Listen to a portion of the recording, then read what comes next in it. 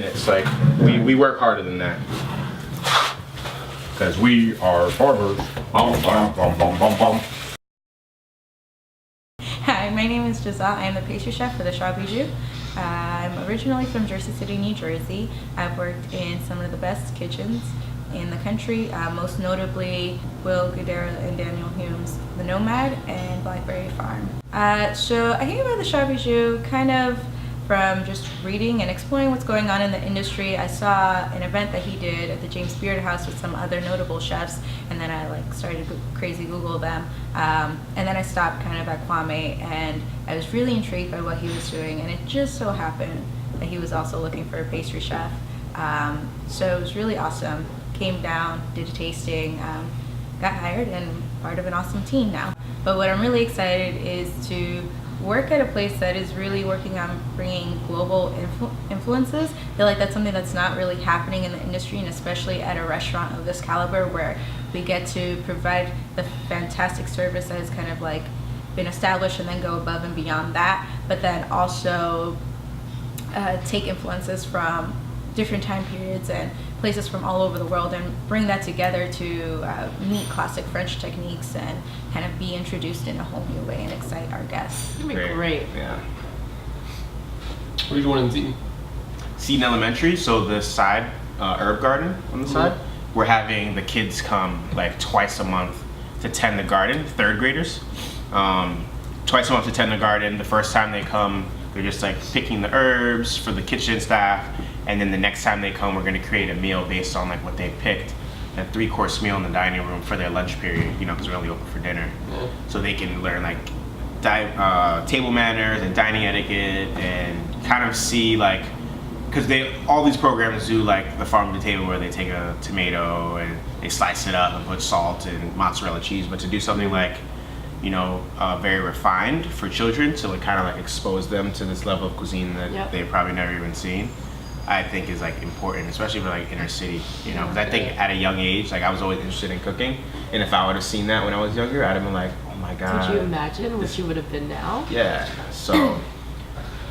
It sort of fosters a sense of community too, because this is in their space and it's so close by. Exactly. So this is, this is an extension of the neighborhood. Yeah, and it is great because you're giving back and you're also having people involved, and they feel that sense of home, which is what this place is supposed to be. Exactly, because it's a special occasion place. People save up to do a lot of stuff for special occasions. We never meant for this to be a neighborhood joint where we're gonna see Jim every Sunday, and it's hey Jim's getting the liver and onions. That's what Jim likes. No, but if a kid has come here and when they get 18 and they graduate from high school, and their parents are where do you want to go for your high school graduation present, and they're I want to go to the Shaw Bijou because when I was in 3rd grade I picked herbs here. And you celebrate all your life milestones. With food, it's always celebrated. Yeah. It's such a encompassing thing. For sure. It'll be really exciting. Yeah. I mean, could you remember when you were back maybe 5-6 years ago, and could you imagine being in this position now? I would never think that I would be doing this. There's no amount of money you could pay me to make me believe that I would be sitting here in a restaurant named after my mother in the heart of Washington D.C. as one of the most anticipated restaurants. Yeah. And especially with your family roots here too. I mean, I never knew that.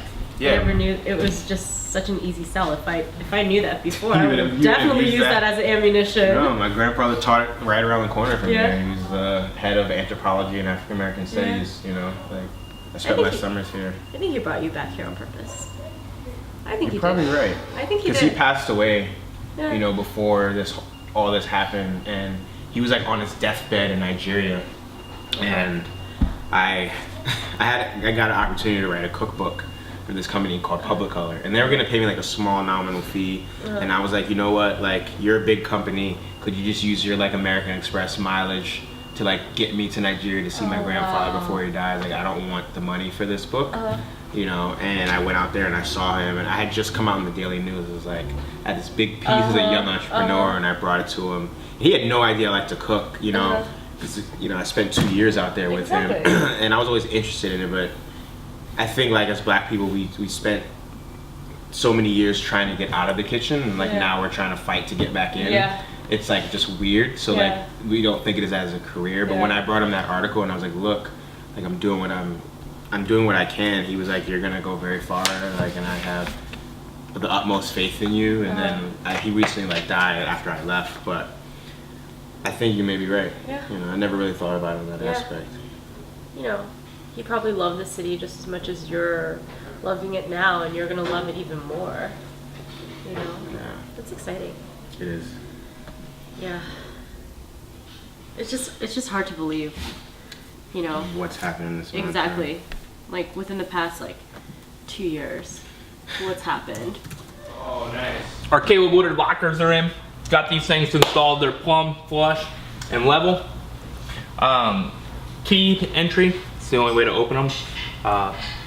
Basically, the locker program here is going to be pretty interesting for the members. They can have our buyer go out and hunt bottles for them. So that's a pretty cool value add. I think that is interesting for them. So we're looking forward to being able to do that and get that started. Pretty cool lockers. Grain matched. These lockers are grain matched, if anyone notices. All the way through. Grain running up and down, side to side, looking sexy. Caleb Woodard Icelandic chair for the Bijou. Mostly for the membership bar upstairs. There we have two different types. We have one with the black wood and the black and brown fur, or we have the lighter ash with the black fur. And these guys still need a haircut. I can't wait to do that, but pretty cool thing. These are impervious to wine and alcohol spillage, so we're pretty thrilled about that. What's going on outside is that they are digging up the sidewalk so they can replace these old pipes, and literally DC said that they were too old, so we had to replace them. So we're upgrading their infrastructure, so that's great. So they're digging up the sidewalk, digging up the dirt, and then replacing the pipe, bringing a pipe in for the fire suppression, and then we'll have enough water in case our sprinklers actually need to go on. So that's basically the purpose of all this craziness outside. So yeah, that's kind of where we're at. We're doing a walkthrough. We had some minor updates with DCRA, so we're doing what they call a walkthrough, where our expediter kind of just walks the plans through all the different stops, and then they say yay or nay. So we had a few comments, so we're kind of working on that right now. Can you go in the basement, get me a Sprite? What? I'm a little busy here. Oh, I wasn't busy earlier at all. Nope, wasn't me. You were eating. This will be done. I mean, I know it's like max, this will be done this month. So November 1st deadline is easy. The thing about deadlines is if you have a deadline, you'll make the deadline, you know? Like if you don't put a deadline on it, we'll be building this until February or March. Right now it's just grouting, finishing all the tile. Today and tomorrow are my last days on this bathroom, and then this bathroom starts getting fixtures rather. And then that means all 3 bathrooms are done. And we can start. Next week is kind of dedicated to kitchen. And that will be kitchen and the kind of dish area, prep area down in the basement. And then after that, it's all systems go on putting furniture together, putting it in its place, and painting simultaneously. So that's where that is. It's a little bit more work. The difference between me and everybody else is I care. You know? Anyway, take care. Kelly, I want to say hi to my mom. Hi, Mom. And everybody that knows me, just care. Okay, bye.